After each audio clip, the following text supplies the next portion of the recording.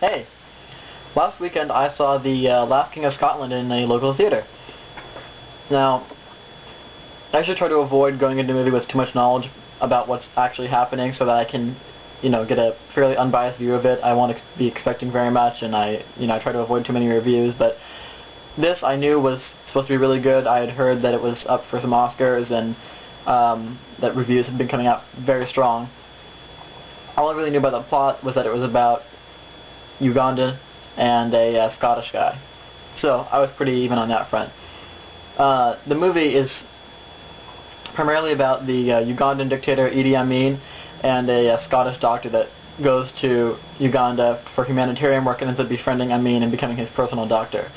Now, Idi Amin was this, if you don't know, was a totalitarian ruler of Uganda in the 70s and killed hundreds of thousands of his own people, tortured a lot of them, did a lot of terrible, gruesome things.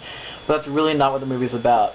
If you're going into it thinking it'll be like sort of a documentary about what happened in Uganda or, just stories about it, not at all. It really focuses mostly on the friendship between Idi Amin and the Scottish doctor.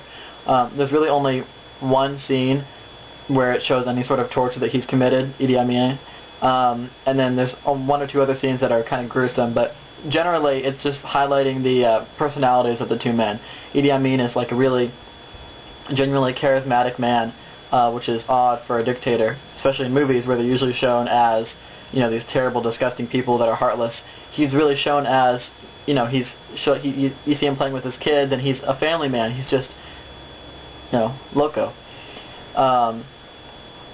In the end, the Scottish doctor ends up realizing that, yes, this guy is crazy, but throughout most of the movie he denies it and really fights for him and defends him. And Idi Amin, the dictator, is played by Forest Whitaker. Amazing role. He does a great job. I didn't feel like I was watching an actor. It seemed like there's like the Scottish guy who is an actor and he's playing a doctor, and then there's Idi Amin himself sitting there talking. It doesn't seem like it's Forest Whitaker. He really does an amazing job. I know he's up right now for the Best Actor, and I hope he wins. I really think he has a good chance of it. So, Last King of Scotland, if you get the chance to see it, I know it's running low on theaters now. Certainly do. It's a really good movie, but it is not focusing on the battles and the murders and all that. It really focuses on the people, which is cool. So, check it out.